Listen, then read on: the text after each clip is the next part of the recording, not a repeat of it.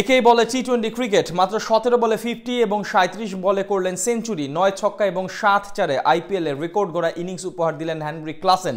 দলীয় টোটাল নিয়ে গেলেন 278 রানে। জবাবে কিছুই করতে পারেনি কলকাতা নাইট রাইডার্স। রান পাহাড়ের রীতিমতো ধসে গেছে শাহরুখ খানের ফ্র্যাঞ্চাইজি। আইপিএলে হেনরি ক্লাসেনের এমন রেকর্ড গড়া ইনিংস, ম্যাচের সব ঘটনা এক করে জেনে নেব রিপোর্টে। কথায় আছে শেষ ভালো যার সব ভালো তার, সেটাই যেন করে দেখালো সানরাইজার্স হায়দ্রাবাদ। গত আইপিএলে ফাইনালের বদলা নিলেন এবারের আসরের ঠিক শেষ ম্যাচে এসে কলকাতা নাইট রাইডার্সের বিপক্ষে। বিশেষ করে হেনরি ক্লাসেন ঝড়ে আজ লন্ড ভন্ড পুরো কেকেআর এর বোলিং লাইন আপ, গড়লেন রেকর্ড গড়া সেঞ্চুরি। 2024 সালে দুর্দান্ত সময় পার করার পর এবারের মৌসুমে ঠিক মুদ্রার ওপিট দেখলো এই দুই দল। তবে নিজেদের শেষ ম্যাচে এসে ঠিকই ভক্তদের উপহার দিল দুর্দান্ত এক লড়াই। এদিন টস জিতে আগে ব্যাট করতে নেমে শুরু থেকে আগ্রাসী মেজাজে ব্যাট চালাতে থাকেন দুই বামহাতি ওপেনার অভিষেক শর্মা এবং ট্রাভিস হেড। তাদের দ্বিমুখী আক্রমণে কোণঠাসা হয়ে পড়ে কেকেআর এর বোলাররা। ফলস্বরূপ পাওয়ার প্লেতে হায়দ্রাবাদের স্কোরবোর্ডে জমা পড়ে 79 রান। কলকাতার হয়ে প্রথম ব্রেক থ্রু এনে দেন সুনীল নারিন। তার বলে আউট হওয়ার আগে মাত্র 16 বলে 32 রান করেন অভিষেক। এর পরের গল্পটা শুধুই ট্রাভিস হেড ও Protea wicket keeper batter Henry ক্লাসেনের। অষ্টম ওভারে মাত্র 28 বলে অর্ধশতক পূরণ করেন হেড। এরপর ধীরে ধীরে আরো বেশি আক্রমণাত্মক হয়ে ওঠেন তিনি।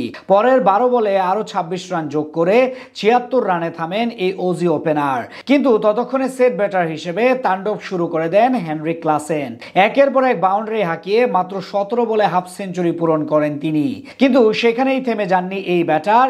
এরপর যেন আরো বেশি আগ্রাসী হয়ে ওঠেন ক্লাসেন। ঈশান কিষানকে সাথে নিয়ে মাত্র 15 ওভারে পার করেন দলীয় 200 রানের গন্ডি। 19তম ওভারে মাত্র 37 বলে 3 অঙ্কের ম্যাজিক ফিগারে পৌঁছে যান তিনি, যা আইপিএল ইতিহাসে তৃতীয় দ্রুততম সেঞ্চুরির রেকর্ড। শেষ পর্যন্ত তার 105 রানের অপরাজিত ইনিংসে ভর করে 278 রানের বিশাল পুঁজি পায় সানরাইজার্স হায়দ্রাবাদ। এদিন ম্যাচটা জিততে হলে অবশ্য এক প্রকার ইতিহাস গড়তে হতো কলকাতা নাইট রাইডার্সকে। আর সেই লক্ষ্য সামনে রেখে প্রথম থেকেই চাপে ছিল তারা। পাহাড় সমান টার্গেট চেস করতে গিয়ে 13 বলে মাত্র 9 রান করে আউট হন Protea opener Quinton de Kock. দুপ্রান্ত থেকে আগ্রাসী ব্যাটিং করে কিছুটা আশা দেখাতে থাকেন সুনীল নারিন ও কাপ্তান আজিঙ্কা রাহানে। কিন্তু বেশি বড় হয়নি তাদের জুটি।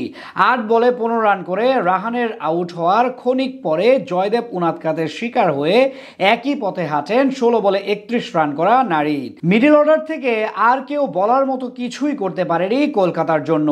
বিশেষ করে আন্দ্রে রাসেলের গোল্ডেন ডাক মারার বিষয়টি ছিল সবচেয়ে দৃষ্টিকটু। শেষ দিকে মানিশ পান্ডে ও হর্ষিত রানার প্রচেষ্টা শুধুমাত্র ব্যবধান কমিয়েছে তাদের জন্য।